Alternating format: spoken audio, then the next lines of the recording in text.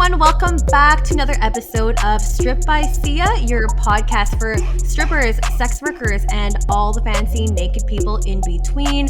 I am your host, Steph Sia. That is my name. I also go out by the name of Kimchi on stage, which you'll probably be catching me back at Shaker's Show Lounge in a couple weeks at the time of this recording. And I am also a digital content creator, so I do have an OnlyFans. I make clips and stuff online, custom videos, fetish work and kink work, and you can check that out on my links. As well as I was a former sugar baby back in the day. I speak about those experiences on some of the AMA episodes, so if you want to hear about that, feel free to go ahead and listen. Also, big shout out to Arup Sarkar as well as Justin Erickson, who are patrons on the top tier of our Patreon. Don't forget to take a look at that, especially now that we have exclusive video content on there, including today's episode with the fabulous Reid McFarlane, who I will be speaking to today all about Tantric touch. And I'm really, really, really excited to bring Reid on because, well, we actually know each other from a long time ago. I still consider you as my uncle. I still see that. Yeah, even though you're my ex-niece, I Yes. still feel very familial feelings for Familial sure. Yeah. feelings, absolutely. And I'm just really, really thrilled to talk to you about tantric touch, what that entails, what kind of techniques go along with that. Reid is a movement and embodiment yoga facilitator based here in Vancouver, Canada, who uses shamanic techniques to help release trauma. So it's going to be a really, really jam-packed episode. When Reid came to me about this topic, I was like, wow, I actually don't really know much about this. I know based on the past episode that I've done with erotic body work, there has been a lot of interest. It has been a lot of questions. So it really is about time that we bring this topic onto the show. And this is basically a brand new topic as well because I have not reported on this at all. So Really? yeah. Okay. Awesome. Okay. For new. Okay. Well, I feel very prescient in contacting you then. Well, I'm so thrilled to have you on, but I don't know if I butchered your intro, but if you want to give the That's audience, beautiful. Thank you. if you wanted to kind of define who you are, it is in your own words and terms, feel free to go ahead. Yeah. Okay. Well, there's a lot I could say, and interrupt me if I go over time because as we did in the preparatory interviews, I basically told you the history of the world in the context of what I do. It was very helpful, though. Yeah. So I got into tantric massage and touch as part of my journey towards mental and physical health, and it just became just part of the process. Throughout my adult life, at work and so forth, I'm an advocate for mental health and physical health, and allyship with queer communities.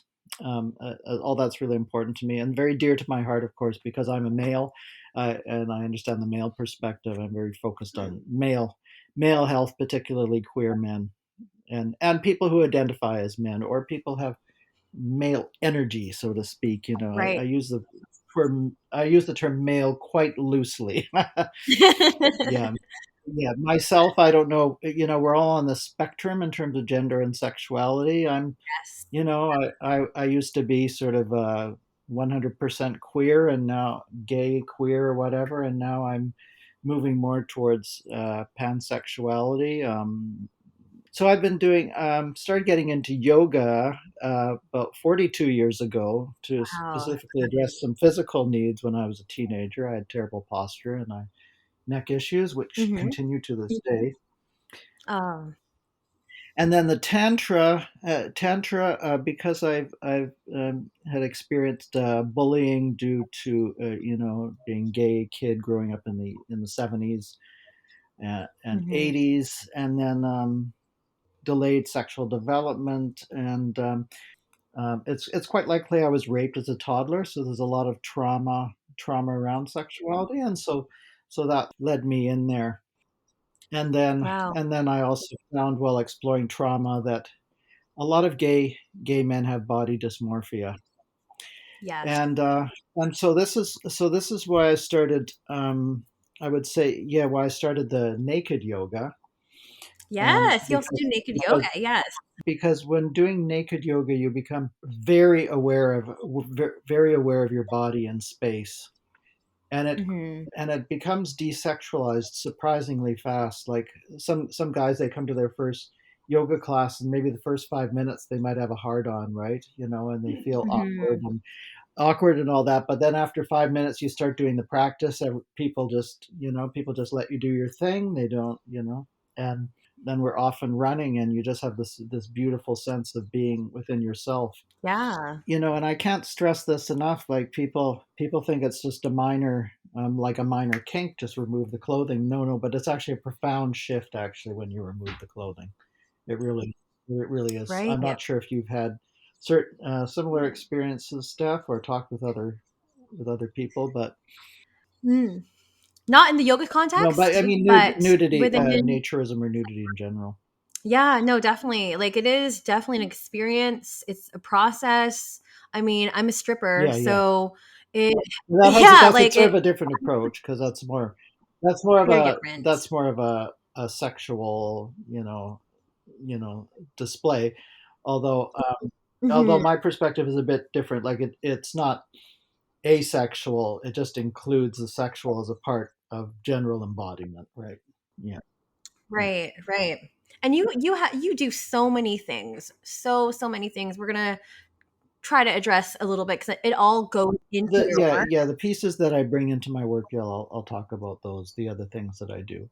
For sure. Like, well, let's just get into some of the meat of things. So, um, for those who are listening, and I'm sure there's a lot of people listening that they're not really sure what tantric touch is. Can you explain a little bit in your own definition what it is for the audience? So this would be appropriate to give a bit of historical context, right, about tantra. Yeah. Yes. So I'm no tantra expert, but from my own studies and from what I've gleaned from the tradition, it it it basically came out of some Hindu and Buddhist traditions. There's sort of two sides to these contemplative traditions. One is where the sadhu goes into a cave, right, and isolates and pursues enlightenment.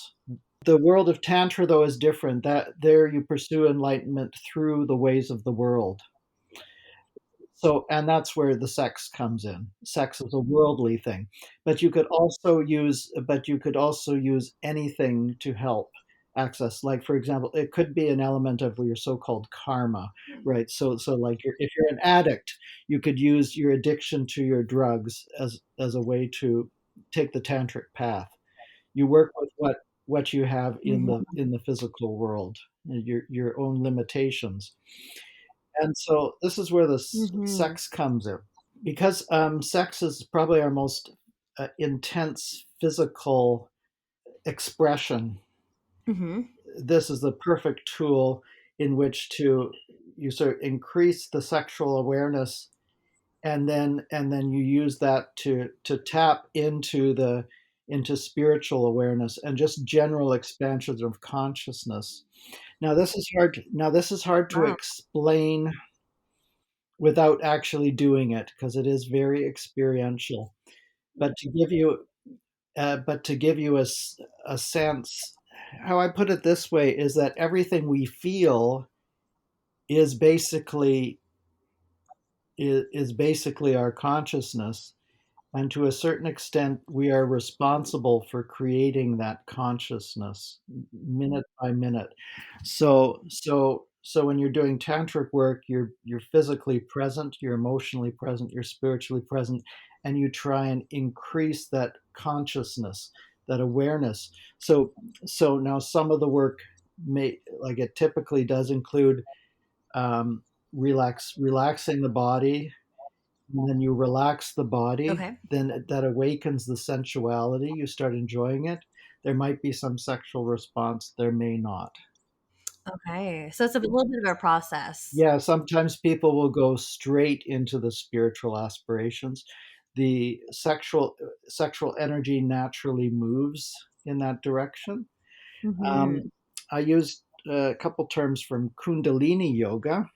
Okay. which is about through the use of breathing techniques, you move sexual energy sort of up the spine, up the chakras, and up to the head, and then you find that the sexual energy is transmuted into a kind of more meditative state and something closer to a spiritual euphoria. Oh, wow. That's a beautiful And it's definition. hard to tell the difference between an orgasm and the state. I was gonna say, like, how do you differentiate between pleasure and, like something that's more spiritual? They're actually all on the continuum. They're all on a continuum. Okay, okay. Yeah, and it's a kind of like, when you get these sort of mental orgasms, it is very much like entering a state of love or joy. Some very basic Gotcha. some very basic state. But again, it's experiential. And for Mhm. example, like one of the most, just to give you a sense of what it's like, one of the first things that I do is I'll hold on to the chest of the client. They'll hold on to my chest. I'll open my eyes. We'll stare into each other's eyes.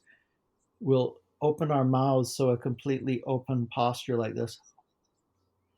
And then we Wow. stare into each other's eyes. And then it's what happens after that is really interesting. You start to feel a movement of energy between the two people. And then you feel a kind of high, like you're out in nature and you're seeing the most beautiful thing. And that's what I often say. I say, stare into my eyes like you're seeing the most amazing sunset. Blend in with that, and then it's really beautiful what happens. People's heart just opens. And Opens up. um, Yeah.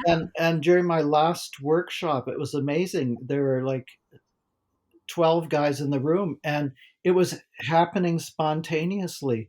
Like, you really, it's just about human connection, and our birthright as humans, that connection that we so deeply want.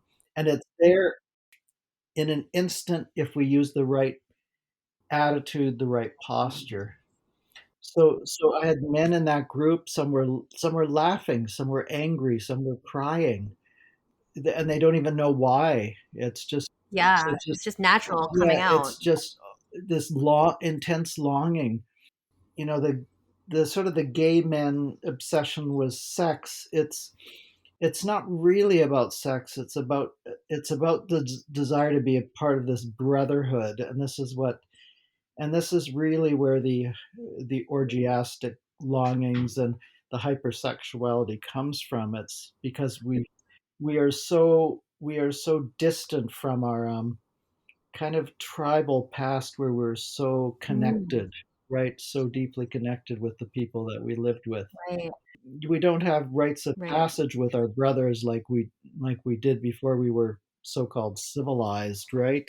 Yeah. So I guess, like, would you say, like, what the aim of Tantra is to it's almost like a connection, a spiritual Tantra connection? is a spiritual path, you know. So, Mhm. like I was saying, it's there from my perspective. It's practical, physical, and psychological methods to Yeah. expand consciousness and to work towards our spiritual aspirations. Because of the power of sexuality, that's a really important thing in the toolbox. It's one of the Mhm. things I access most frequently. Sometimes Okay. it's just in words. Sometimes I just play with sexual imagination. Sometimes there's no touching. It's just getting into the headspace where people can accept their desires and sexual desires. It's Interesting, a bit like it's interesting. a bit like coaching, really, Yeah, because I don't actually like, my clients create the experience. The guys create it. They really create the whole container. really. So you're kind of like guiding them. Yeah, exactly. But I share my experience, and then they pick up what they need. Right. That's why I use the word facilitator and I don't say yoga teacher. There we go. Although the irony is, I probably get more into the nitty gritty of what constitutes an asana than almost any other yoga teacher, because I don't go by rote. Like, Mhm. I really am very focused on on the client and as well as on myself, where I'm coming from. So I need to be authentic. Mm-hmm. If I'm feeling shaky, a little lack of confidence, I bring that in the room. That's part of the my interpretation of the tantric way too, is that I am also a participant and I'm also very vulnerable, Yeah. and I make mistakes. That's So so I can important. I can misread a client and I'll apologize, right? Hmm. I take risks. Yeah. It's risky. It's a bit risky business. Yeah. Vulnerability. That's a really key word there because I know like when we had our initial phone call and stuff too, we were talking about body dysmorphia within the gay community and looping in men's mental health and maybe the lack of addressing that or pushing that away. Like, did you want to speak a little bit about that? Because I think it's really important to do that. Sure, absolutely. So, okay, so men, they try and be tough, right? Yes. Yeah. They think gay men think they need top energy. And I don't know if all your, should I talk a little bit about topping and bottoming and Yeah, you could the do significance a really, of this? really brief intro to that, just because there are some people that are not even in sex work at all that listen to the show too. So, If you don't have gay friends, you might not know all the jokes about topping and bottoming. And I think the whole thing is kind of ridiculous. Mhm, Top is a label meaning that you prefer to penetrate, you prefer to fuck somebody. mhm, And then bottoming means you prefer to be, if you're a bottom, you prefer to be fucked. mhm. And this is anal sex. Yes. What I don't talk about topping and bottoming, if somebody says they're a top, what I interpret that to mean is that they're thinking too much about masculine energy, and to me yoga's all about balance. If you know if you've been to a yoga class, it's all about Oh, balance, yes. right?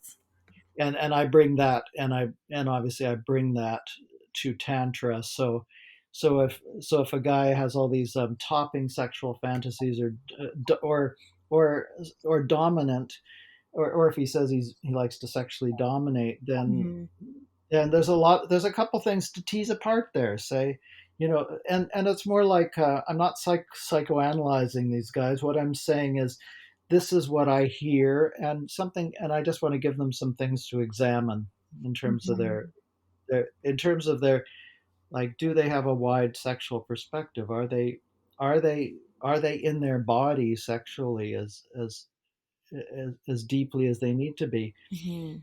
Um, and as we explore feminine and masculine energies, um, by the end of a session, men might start having bottoming fantasies. I've seen this. Wow. Like, I've seen it not too long ago. A guy came into a session. He was, saying, "Oh, I'm a top," and he was talking about all these fantasies. And then halfway through, he started crying, and then he started expressing some bottoming fantasies. So, Interesting. and it's really quite beautiful. And what I talk a lot about is not so much as, eh, I talk a lot about the nature of giving and receiving, Okay. and how this is inherently erotic. Yeah, go into that. So, and it's really important to understand the erotic qualities of our connection. And when I say that our everyday connections are erotic, I mean that they can be as full of emotional power and sweetness and care and consideration as lovemaking, right? Mhm, It's mhm. all about human connection. And in terms of bottoming, what we should really be talking about is receiving. Are we receiving in an open way? And do we know what we want to receive? I talk about this in terms of sex because sex is such a powerful emotion. Yes. Or I'm not sure if I call it emotions. Sex is its own thing. But and I find it interesting. Men have a hard time um, being clear about what they want to receive. It's kind of amazing. Yeah. Like, they go on all these dating apps, and they act like so specific. I need a 9-inch cock. I need it on a Tuesday, and like, they're so, and it's got to be smooth, and it's got to be 25 years old exactly. and it's got to be a ginger, and it's got to be Asian. It's got Like, to I check mean, all the boxes, right? I know, but really, this isn't what people need at all. No, no. What I find is that, like, or what I think what all men find in these going to these workshops is that they're completely inclusive, right? Hmm. Basically, any adult male is welcome, regardless of age or infirmity. They could even be an amputee, and that would be perfectly okay. You know, there's still the odd guy that'll send me a photograph and a full length nude, and he says this is good enough, and it's like this idea that even in yoga I might be assessing people as being a good physical fit. Like that's just to me the What? height of absurdity. Yeah. Oh my gosh. Yeah, no, it's we're laughing, but it's very sad. Very, Yeah. very sad. Even despite some messaging that I'm really clear that all adult males are welcome, right? Yeah. So And there's a lot of insecurity there, it sounds like. oh yeah, A lot. yeah. And then people find that in the workshop they'll sometimes get a physical connection with somebody who they wouldn't even notice on the street, because once you're with somebody and you see their beautiful personality, and if they are giving something that you want to receive, then there could be the spark of love, right? Hmm. And then on the giving side, people too often think I want to give what I want to give. Hmm. As givers, we should be looking at what do people wish to receive. Really? That's a really interesting approach. And I think that is, So I've flipped. See, on both yeah, sides, giving and receiving, I flipped it, and this is why. And the receiving, I would say, is maternal. Uh, so the giving is viewed as a masculine trait, right. and the It's receiving is feminine. feminine. Right. Think about this too. So wanting something desperately, that's feminine, and that's a very powerful and a potentially aggressive emotion, right? Hmm. If you've ever heard the term hungry bottom, that's sort of where that comes. There we go. Really, like when somebody says, oh fuck me daddy, yeah, right, you got this really masculine bottom end Energy. energy, but it is still feminine, right? Wow. It's the wanting, it's the bringing something into the earth, right? Hmm. And then the giving, well, that's all masculine machinations, thinking about what, it's the care, but it's also like the caring aspect of the father wanting to give to the child, but it's still, you have to figure that out, right? It has to Yeah. be, giving is very active, both Hmm. both emotionally and intellectually, right? So it's Right. very, receiving is more earthly and Oh, okay. embodied, and giving is much more like creating a work of art, right? You Wow. have to think about it to be appropriate, you Right. know so I hope does that make sense to you? No, that makes sense. And I hope that people, the audience listening, I know there's a lot of stuff going on. Yeah, I'm emphasizing a lot of stuff, and I hope people can bear with me here. No, you're doing an amazing job. I know we were touching a little bit about your workshops and different sessions, and I think it's probably time for us to talk about, what happens in the session. Can you walk us through a session? Okay. Why might someone come to The you? most important part of setting up either private one-on-one session or particular workshop, which is my main focus, Hmm. is it's creating a welcoming space, a welcoming container. So creating a calm environment. What distinguishes me from other people Hmm. is I don't use music. I really want us to be because I want us to be aware of our breath, our smells, the sound of ourselves talking, all of this really subtle things that we miss. So I don't use music. So we'll usually set up in a circle, Okay. and then we'll undress. And what I'll typically do is have men work in pods, and they undress each other. And there's a few reasons for this. There's a few reasons for doing this.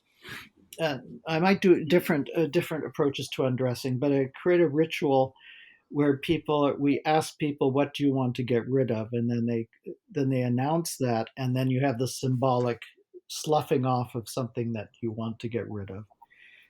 Wow. And then, Do yes, Can I ask yes, you, of like, do course. people ever get nervous during that ritual part of the undressing? Like, The first timers, from first timers, you see a lot of clammy skin, sweating, and usually the yeah. first timers, they'll get quite hard. Some of them like that because if they have exhibitionist tendencies, but a lot of guys, they feel very vulnerable being hard. So I Right. bring that right out in the open at the beginning. I say, your bodies are fine just the way they are. You know, it doesn't matter Hmm. if your dick's hard or soft, or it doesn't. That's of no consequence. And although a lot of guys are coming Right. thinking, oh, I want to get aroused, I want to get off, they'll find what they really enjoy is the camaraderie and connection. That's ultimately what really emerges for them. And the, Okay. and the eroticism is just really, oh, when we're getting connected, okay, yeah, we get turned on, but that's we don't get turned on just to have a hard cock. No, we want to have a connection. Yeah. That's yeah. And it doesn't necessarily mean that we want to penetrate or be penetrated, just because we have a hard cock. That's a big misunderstanding. There's all kinds of reasons why you might get aroused or not get aroused. Right. Um, Well, and it's a very human thing.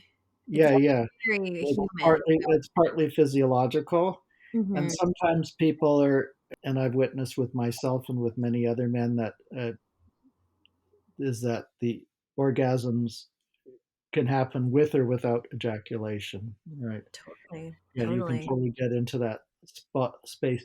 Then there's the undressing ritual, and then obviously Yes. that's combined with a bit of a check-in as well, right? So I'm always doing, with all my activities, I'm trying to pack in as much information as possible without it seeming information heavy, right?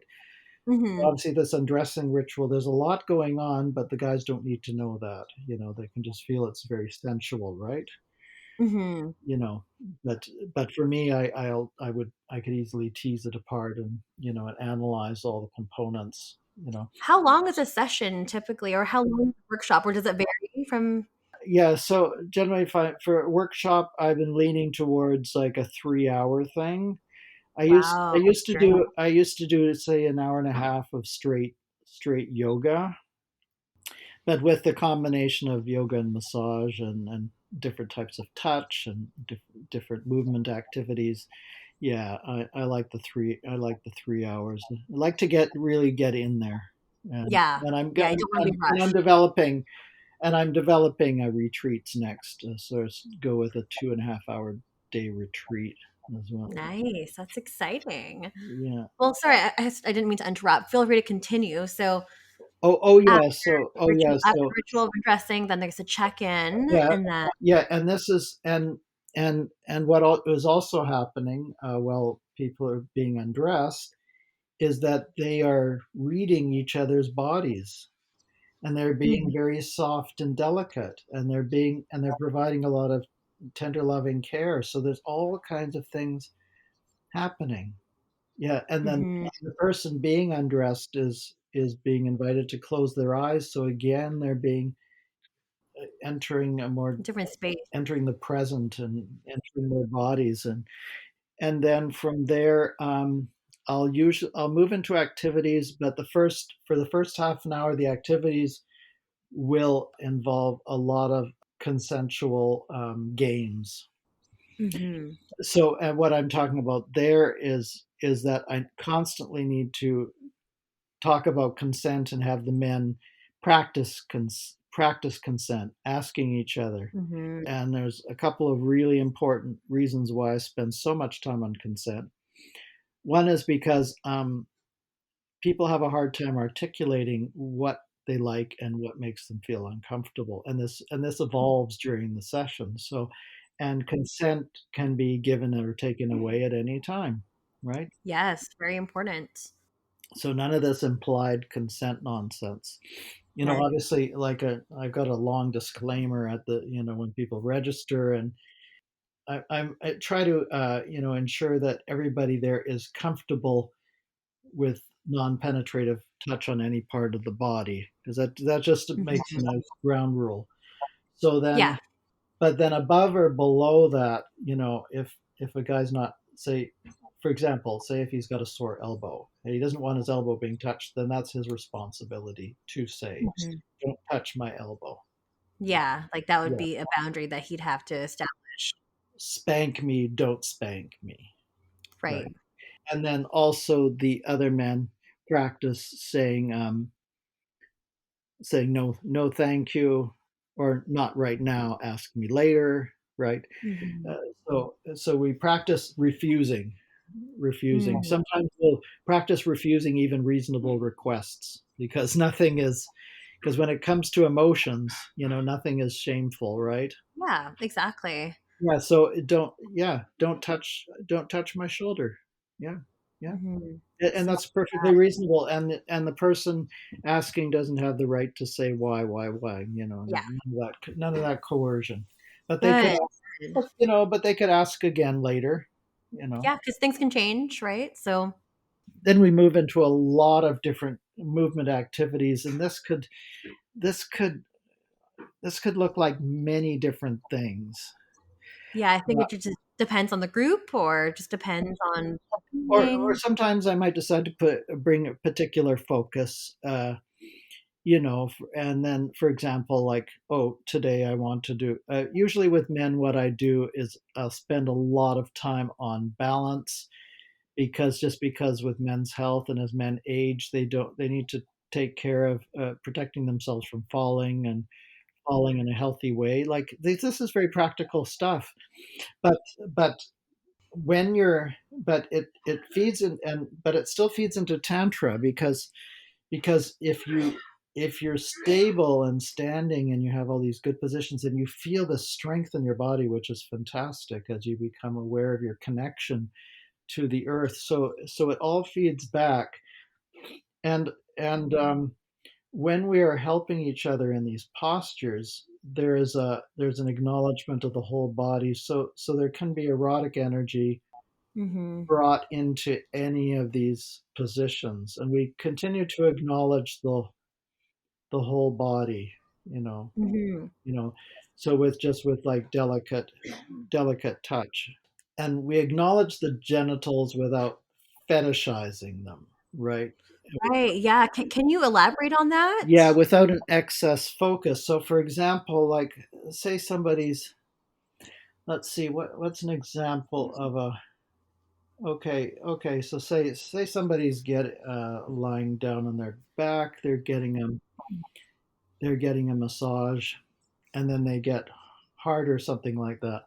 Okay, Mhm. so the person giving the massage, they could they could decide to work with the erotic energy and then massage the penis, and there's several different techniques, but then they wouldn't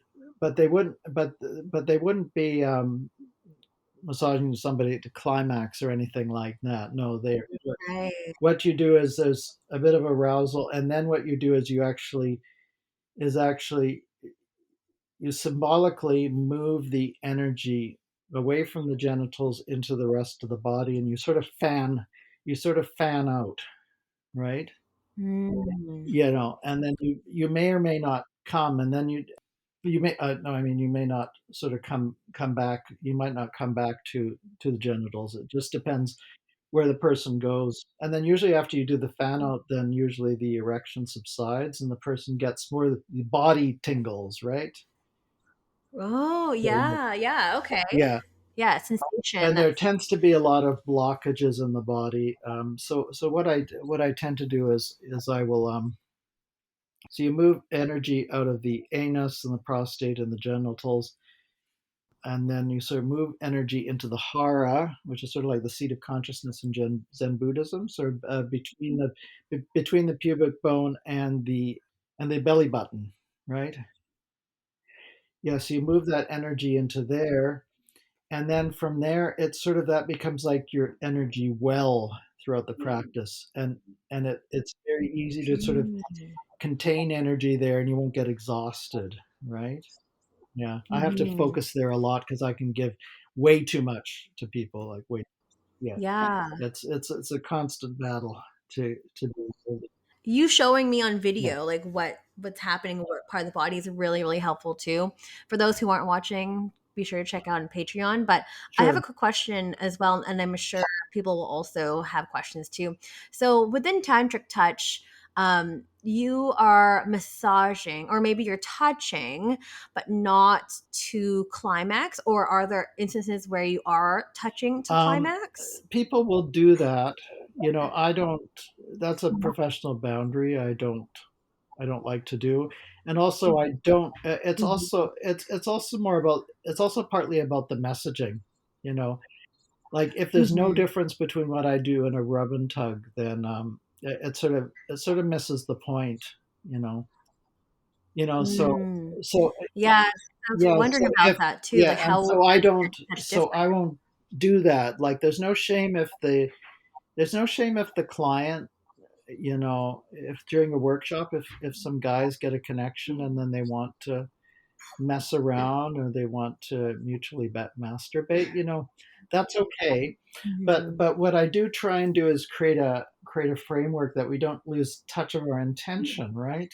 You know, because the Right. intention is not the intention of these workshops is not ejaculation. It's about opening consciousness. It's about healing trauma. It's about enjoying camaraderie, having fun. It's you know, Mhm. and so the sexual satisfaction piece. Well, that yeah. So that's just a part of being a piece about being human, right? But Yeah. but it's not the be all and end all. And so I guess this sort of overlaps, you know, another subject of yours that you bring up, and you know, what is the difference between tantric touch and sex work? Okay, and so that's the Mhm. difference. So um, sexuality is involved, but it's not about sex, right? So Yeah. that's Right. the That's not decision. the focus of the purpose. And again, there's similar to sex work in the sense that there's no shame around sexuality, although Mhm. although I guess in some sex work you do play with the role playing around shame, and you take advantage of that. Whereas ultimately, I might I might play verbally with some of those shame narratives.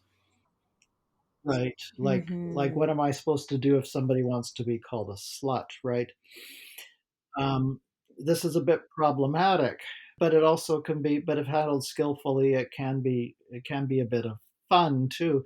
If the client develops a meta perspective on their own desires, then they can tease apart whether the play is demeaning or empowering, right? Because ultimately, I cannot make Mhm. an assumption about what somebody feels. I'm not so Right. I don't want to say that somebody is demeaning themselves.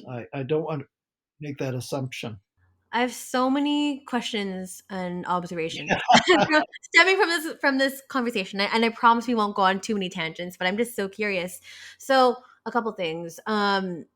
When people are maybe wanting to get into or wanting to address maybe the demeaning aspects, do you think that it would be more appropriate for them to seek out, say, like a dominatrix or something that would really specifically cater to that? Because this is not really the intention. Yeah, yeah, no, I would, you know, I when I come across, it's the same with if I come across spiritual and mental issues um, that I cannot that I cannot offer anything or I have limited experience, then I'll make a referral if I know of somebody, or I'll Hmm. encourage them to, like, for example, like, say if I'm doing touch, or if I'm teaching touch. Hmm. And it's quite a simple, my philosophy of touch is really quite simple. It's you feel for what where there's pleasure, and you feel for where there's blockage and pain, right? And that's basically that's my massage practice.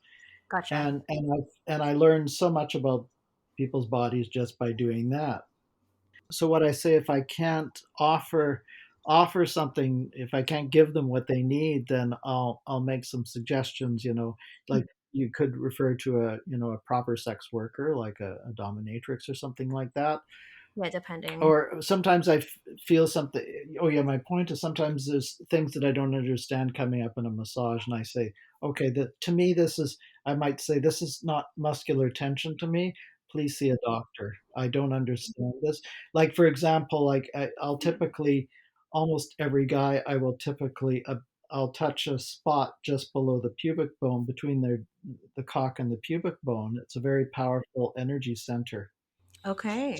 There was one client out of 100.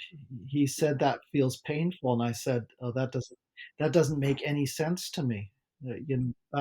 I've never experienced that. So my feeling is, he probably just had um, like a muscular tear or something like that, and probably just needs to get that checked out. So if there's muscular tension, I know what to do around how to get into it. And again, coming back to giving and receiving, the person has to develop their receptivity for a massage or touch to be effective. Right. That's really important. And and this is what distinguishes me from an RMT. Hmm. So particularly, I find, for example, around the hips or the buttocks, you push in, and guys tend to resist, and you can really feel it when they're resisting the touch. Right. And then, okay, and if they're resisting, then not going anywhere, really. Yeah. So I have no effectiveness if they're resisting.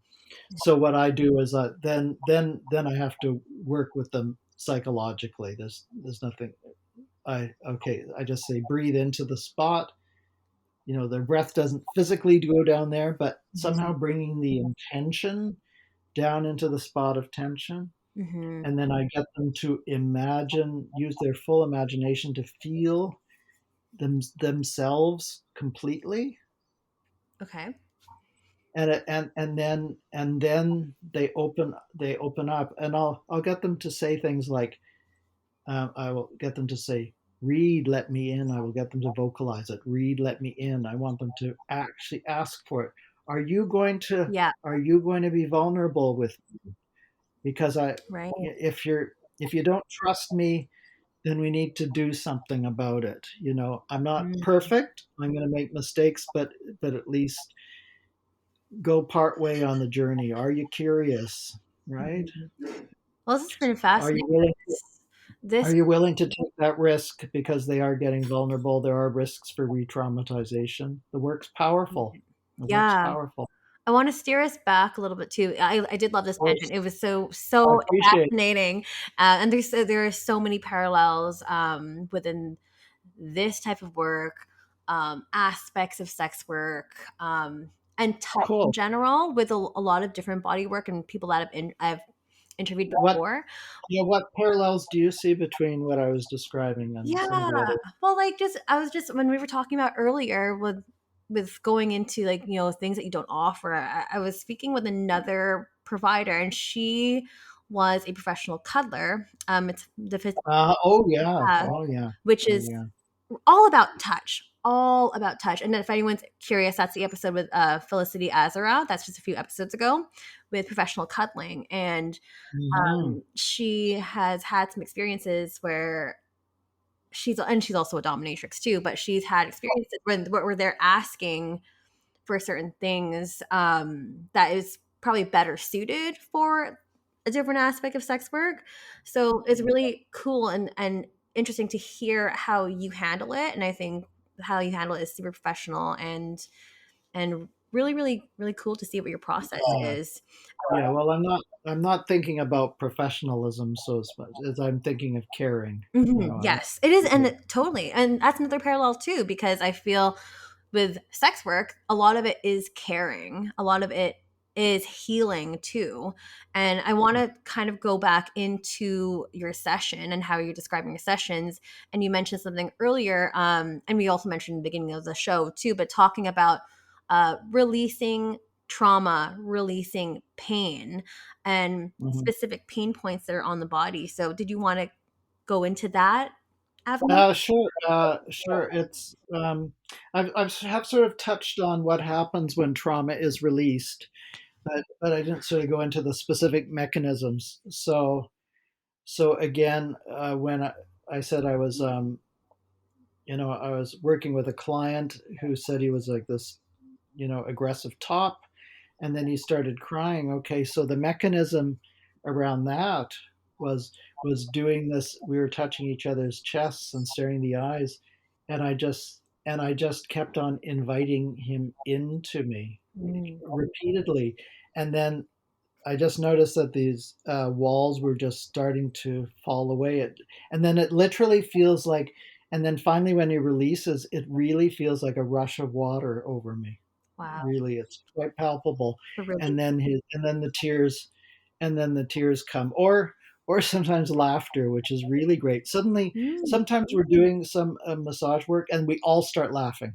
Yeah, like, is that We just hit, with nerve? just hit some, just no, it's not prepared. Just hit a certain area, and then Oh. I become like, so the client releases the laughter, and then I become aware of their feelings.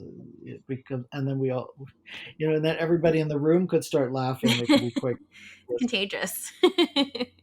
or or it's interesting with, I remember doing this touching thing with one guy, and he was when we were holding each other's chests, and he was, I don't know, he seemed a bit held back, and he was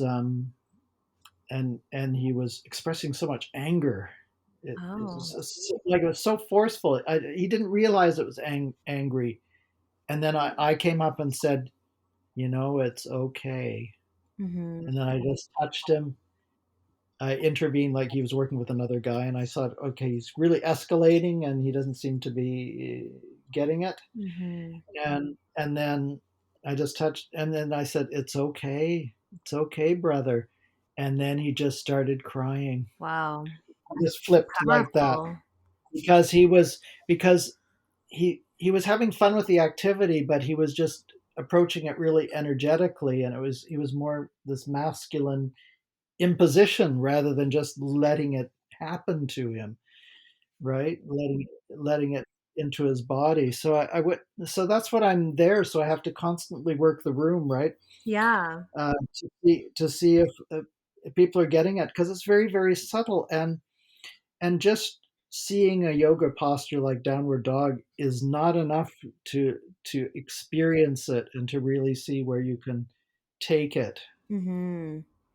So I'll go through a lot of yoga postures, and Mhm. to me, it's a really nice, connects with massage quite beautifully, Mhm. because basically with yoga, we are massaging ourselves internally if we're doing it properly, right? Mhm.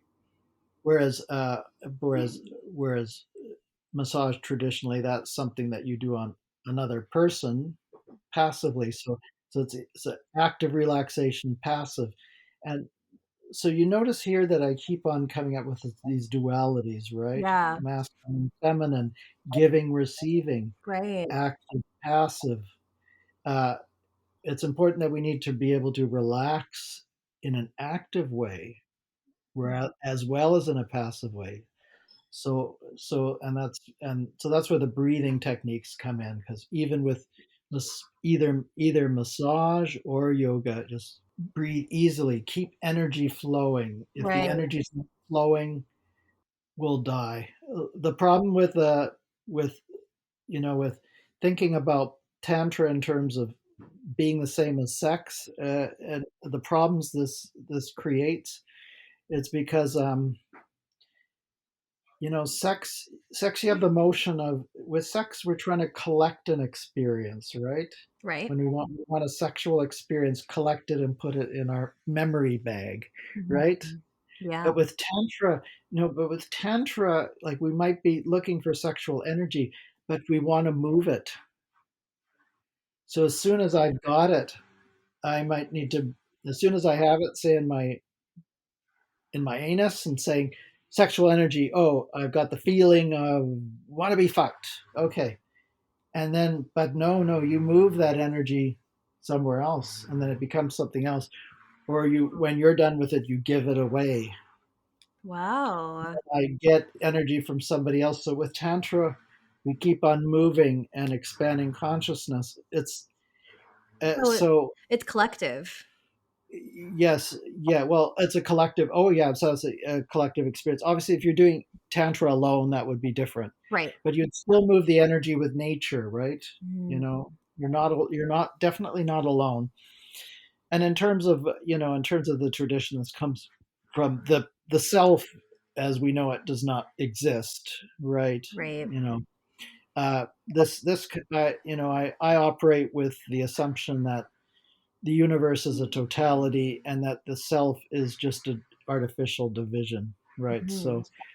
So when we're doing and this is an important piece that I didn't mention yet.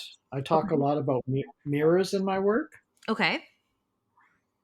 So I will often sing to a group or a Yes. client a song called "I'll Be Your Mirror," because this describes how me as a facilitator, I will reflect my client back to them. Mm. You know, and then this protects us from transference, Mhm. because I will remind the client that if you see anything in me, that is you. That's you. That is you. That is Wow. definitely you. This is all about you and your feelings. Mhm. Stephanie, this podcast is all about you. um, and uh, and then from my perspective, everything's about me. It can't be any other way. Wow. And then we also project ourselves onto the other. That's part of, right. Right. And when we see the reflection, we see ourselves reflected back. So yeah, Yeah, I'll be your that's mirror. really important. Like, Reflection, projection. And mhm. so this is something that I touch on quite a bit. Mhm. Would that signify the end of a session or like coming back to Uh, oneself or um, well, yeah, I close the container, typically by we come back into a circle. Mhm.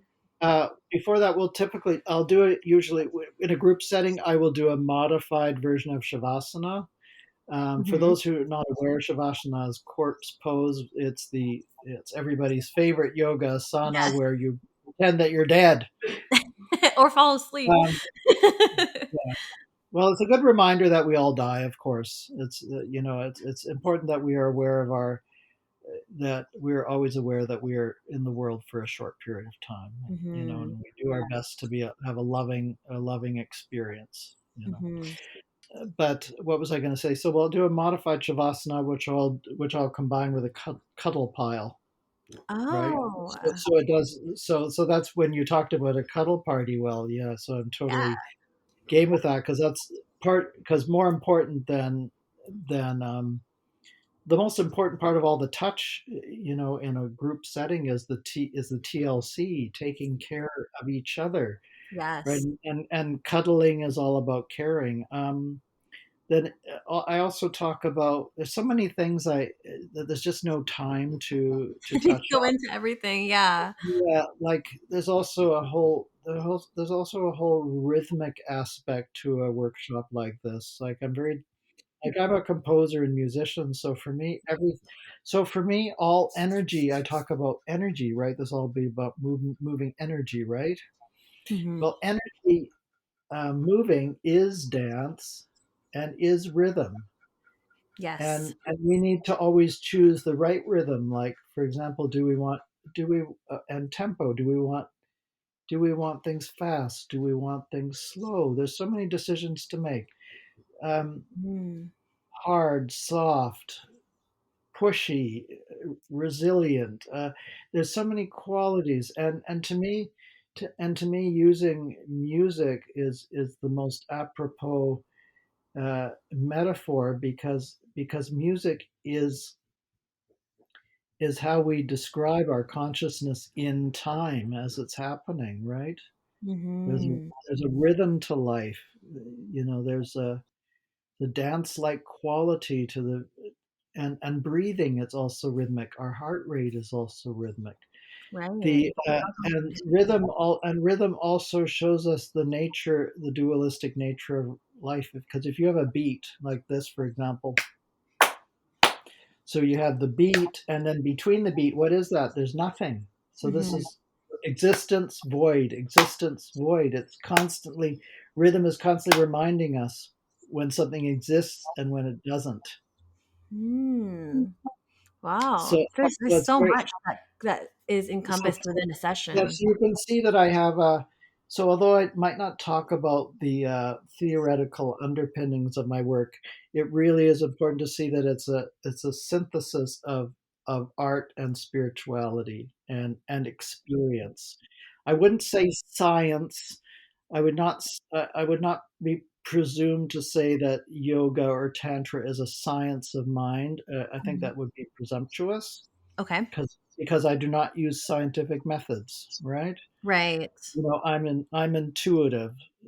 But and that's why I don't talk about believing. I don't want to sell people copies of the Bhagavad Gita. I don't want them to join my cult. Right. Um, Yep. yeah, I just want people to be curious Hmm. about, and to feel and to be alive. Hmm. Uh, and then people can decide what they want to believe. Like, it's a matter of, what do you feel, and do you know this in your heart, or are you just pretending, right? Yeah, it's deep. Like, So. are we being authentic? Are we being authentic? So I don't want you to believe in any Hindu god. I Hmm. might refer to them, like it's helpful stories. Hmm. I even talk about Christian stories. I talk about martyrs, and I talk about Saint Francis of Assisi and Saint Teresa of Avila a lot. They have a lot to teach us. Wow. Okay. I'm switching it a little bit here. I want to know Yeah. about How are we maybe the doing? clients that come to you.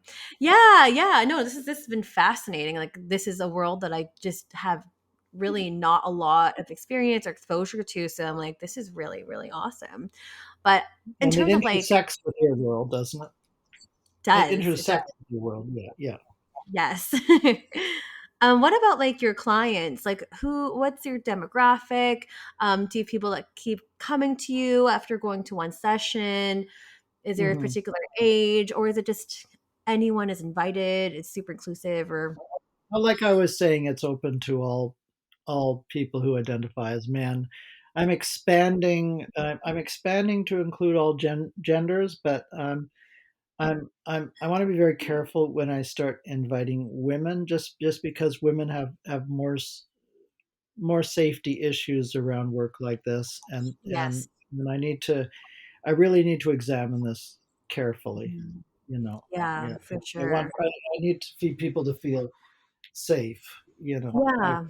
Yeah, and I have had some issues in the past with straight men being interested in mixed sessions, and I didn't like Yeah. some of the language that they used. A Mhm. bit a bit of entitlement. Oh, can you address that in terms of like I just noticed there are a few inquiries from straight men they where they were kind of bossy about me getting female instructors who would be naked. oh I, that I I found that disturbing. yeah, me too. Yeah, That and then when I didn't tell him what he wanted, he called me a cocksucker. Like, oh, like it's very trolling, but it's sad, because where's he coming from? Like, that's messed up. that is super messed up. Like, what kind of sex life does he have? Like, Yeah. it pains the mind. Like he's not going to be fun for his partners, No. and he's not having fun himself. In this he's stuck in this delusional idea And almost about sounds what love means misogynistic to us. too. Well, yeah, Yeah. yeah. Well, I'm talking just about the psychological losses, right? But then it's also a tragedy in terms of society and misogyny, and how why are we still why are we still here after but again, these are the minority. Most of the guys are lovely. They've been from age 20 to 82. I've Amazing. Yeah, yeah, Wow. and it's really beautiful having elders. We really need to learn from elders and to feel Yes. their experience. Oh, absolutely. I feel like sometimes the way that society looks at like older people, they just don't treat them the same. Like even I was listening to a podcast, and this is not really Yeah, related, yeah, but yeah, yeah.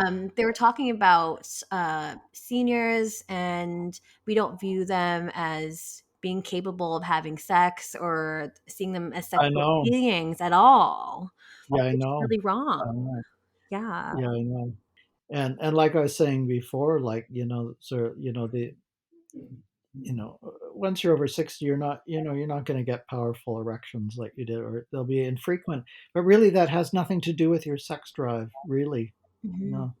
Hmm. Yeah, I haven't experienced any diminishment of my sex drive as I've got older. There we go. Yeah, there's so many things. There's it's never it's never too late.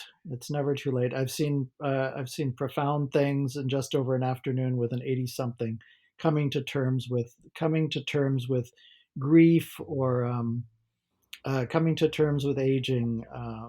That whole body dysmorphia that comes with aging too is particularly difficult. It's Yeah. different from a young person.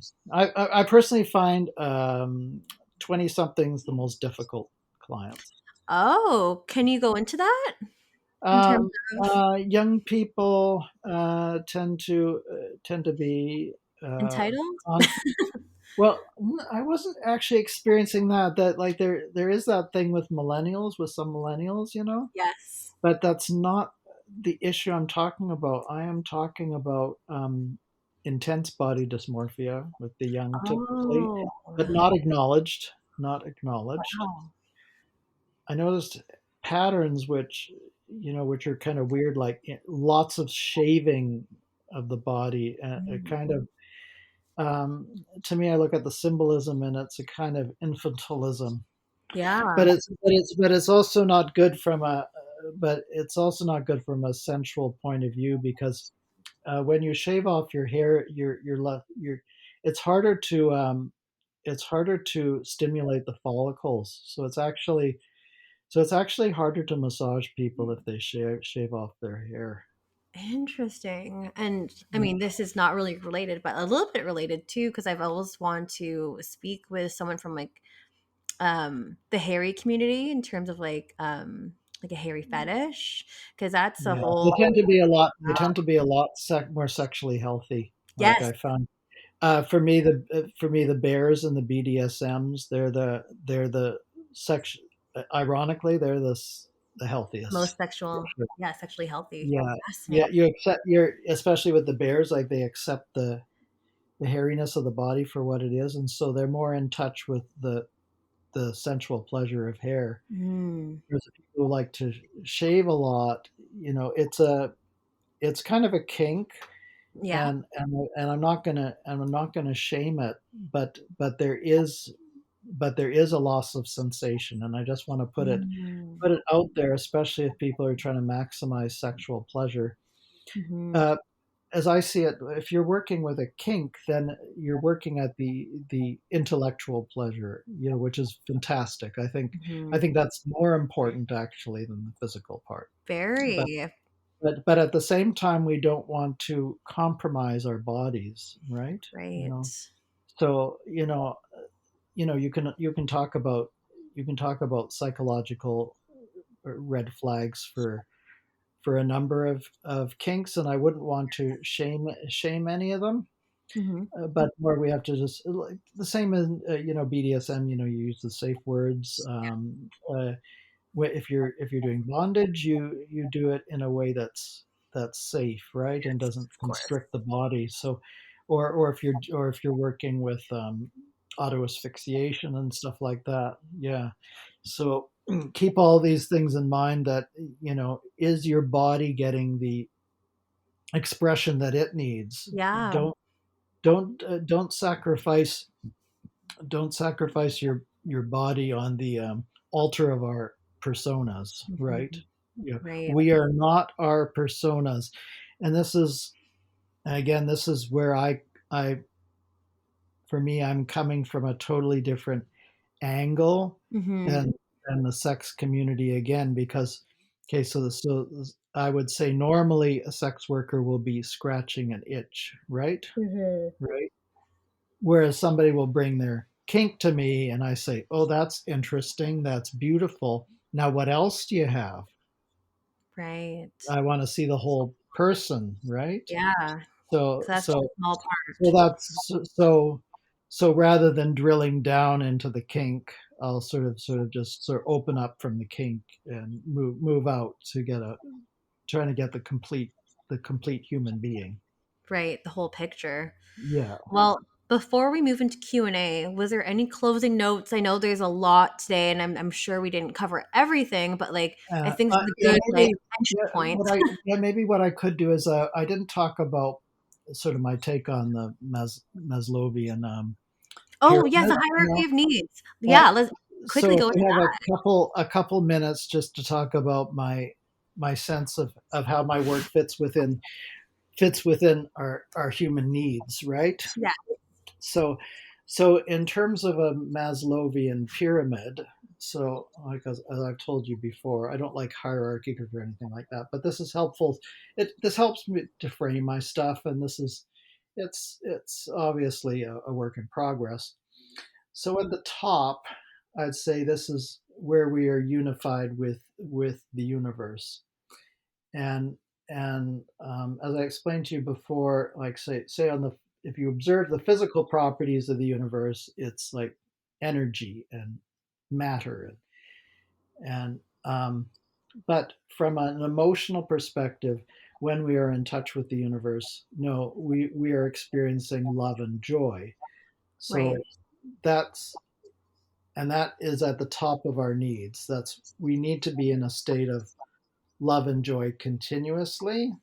Yes. And I would say that, and this is just joy is not like the opposite of suffering. This is a joy that is like ever present, and Mm, so even when we're suffering, we're still inside of that joy. So it's different from happiness, right? Not sure if okay. this makes any sense, but this is what they talk about when the Buddha reaches enlightenment. No, he feels intense peace and joy, but he still will say that life is suffering, right? Yeah. Mm, You okay. can you reconcile these opposites once you reach. So for example, you could this is what they say when somebody is might be dying of cancer painfully, but they still feel bliss, and you hear about this when people are dying Mm, because they have accepted life for what it is, and they've entered a state of joy and spiritual peace. Okay, so that's what I'm talking about as sort of the apex of what I'm working towards. okay. And then below that is I'd say we're more in the psychological area, and for me this I'm talking about art and religion and and Yes. music, and I would say that our conscious, you know, that our life itself and our consciousness is mythopoetic. And what I Okay. mean by that is that our That. life and that our psychological life is like the lives of the ancient Greek myths.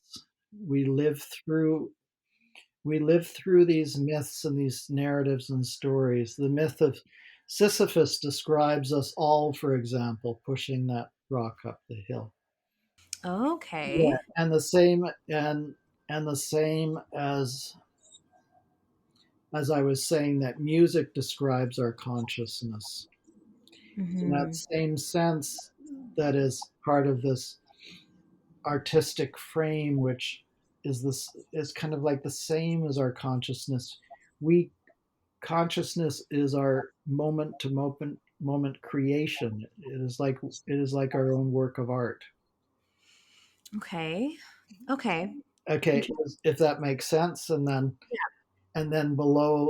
sort of below that, I'm talking about more of our physical needs. So this would be sex Mm, and movement and eating and all those beautiful things would be right. there. So again, Underneath. like so again, in terms of this perspective, like sex is obviously important, but it's a piece of a big picture, and it's Yeah. important that people don't that despite the importance of sex in tantra, it's not the same as sex, and tantra provides a very a specific approach. Yeah, Yeah. Yeah. With a deeper meaning. And of course, going back to that whole conversation we had earlier with connecting with their spirituality. but no shame in getting off or anything like that. I'm just saying that that what tantra offers and what my approach to embodiment offers is different. Yeah. Yeah. No, it's great. And I love your own portrayal of that too, which is super fascinating. We just have a couple questions here that came in. So I Beautiful. think it's time for some Q&A. So the first one is there anything male body workers struggle with that female body workers don't? I'm wondering if, this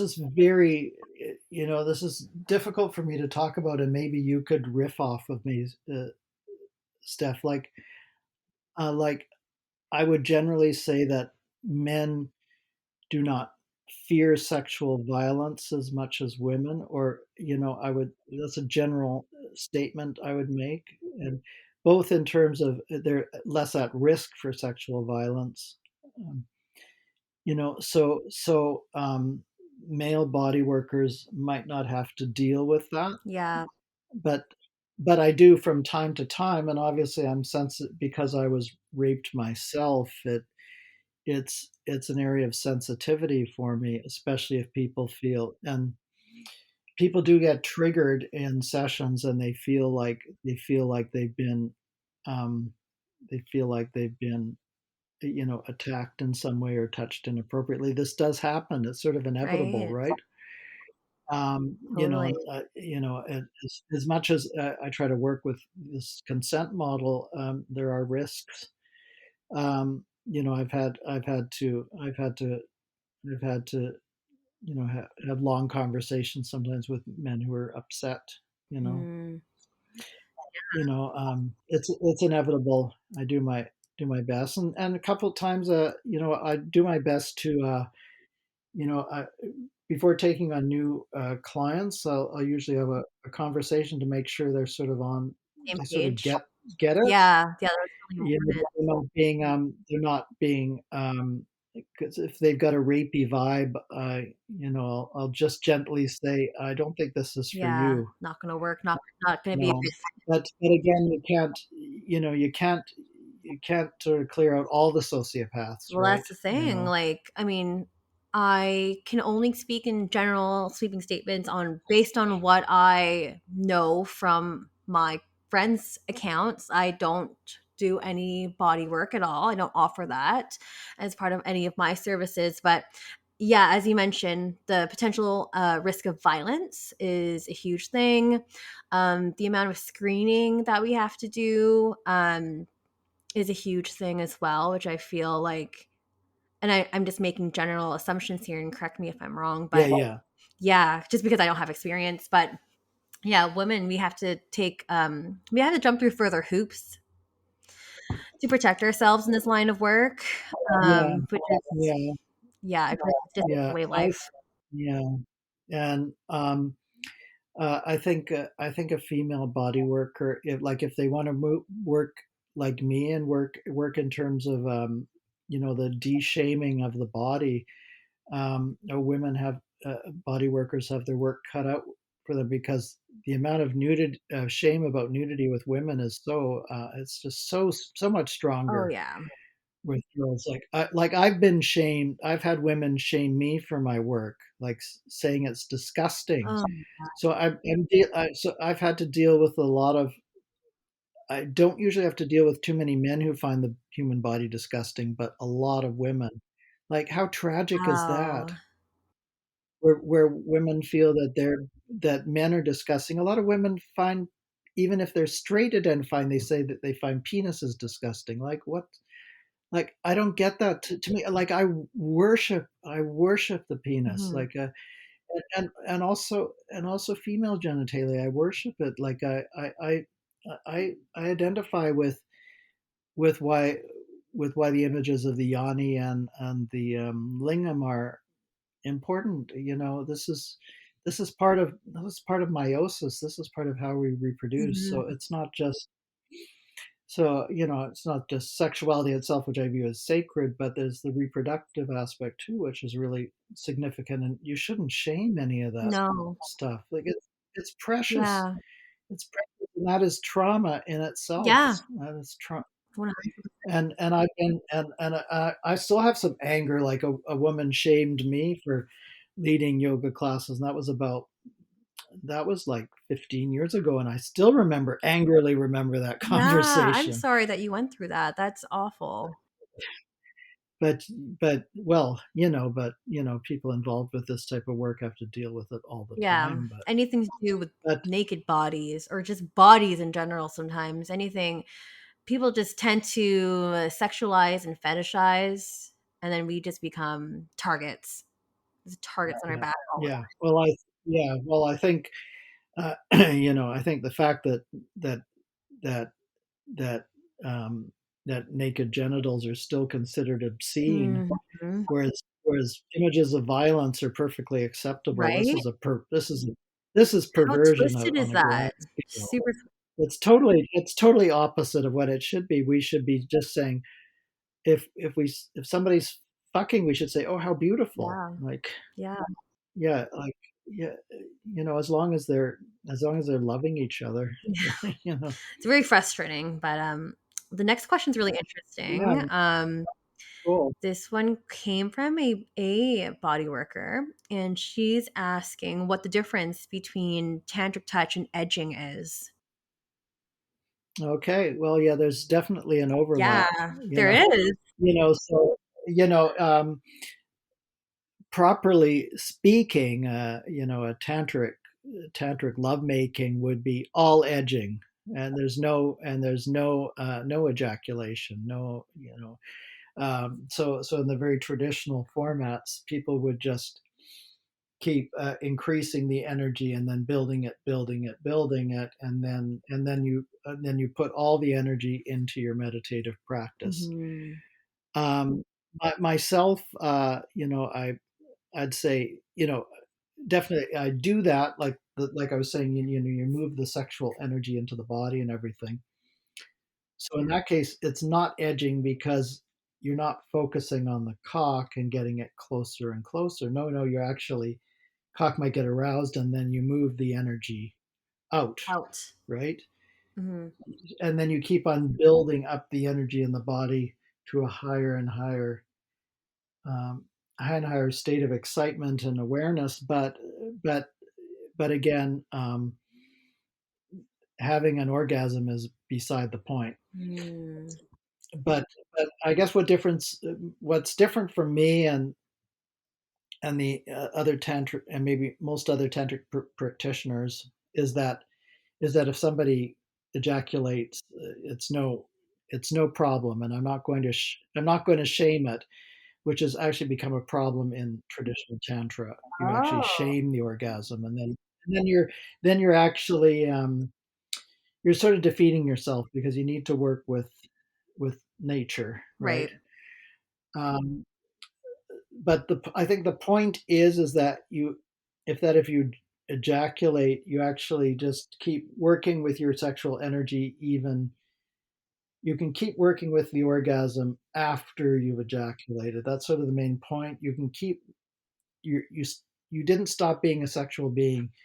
The energy keeps on actually building it, and that's something that I've effectively helped men with. If they think that if they accidentally ejaculate, then there's a way to keep working with that energy, Yeah. and so I would say the traditional tantric practitioners got it wrong to think that with the semen, that's sort of the end of Of a session or the sex or whatever. right.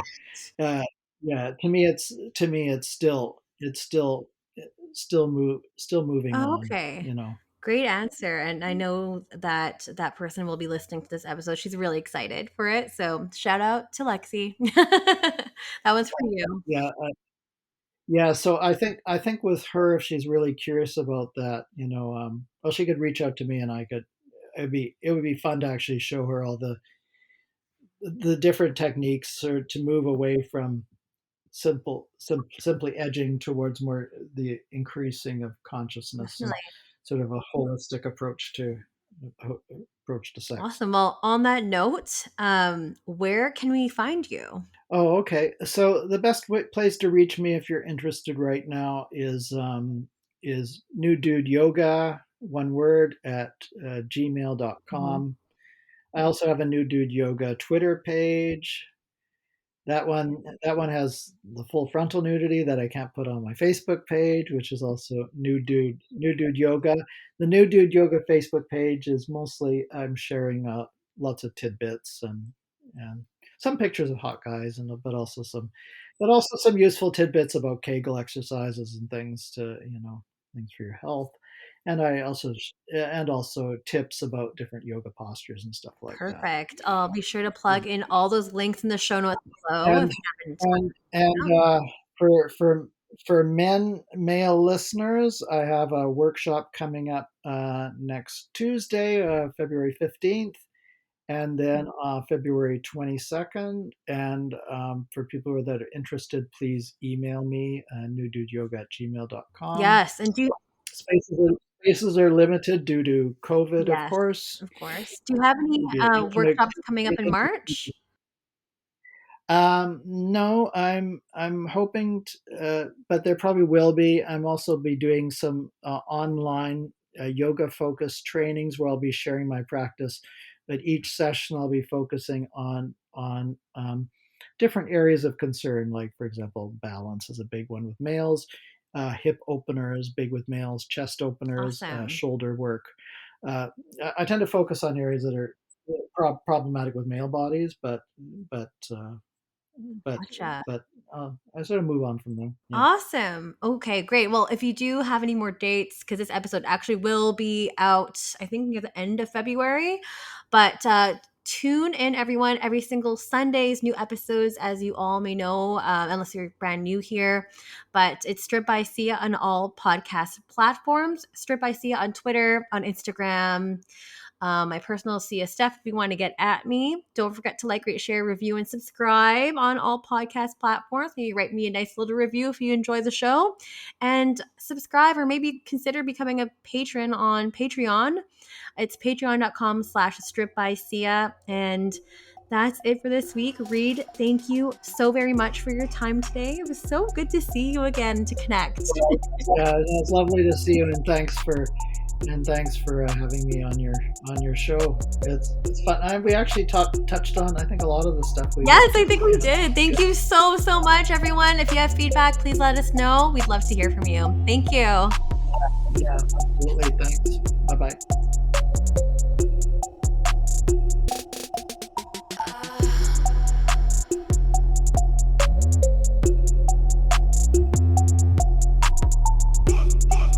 You're listening to Stripped by Sia, hosted, produced, and edited by Steph Sia. Music by Ted D. Graphic design by Maria Bellandarama, and photography by Ian Dabrin.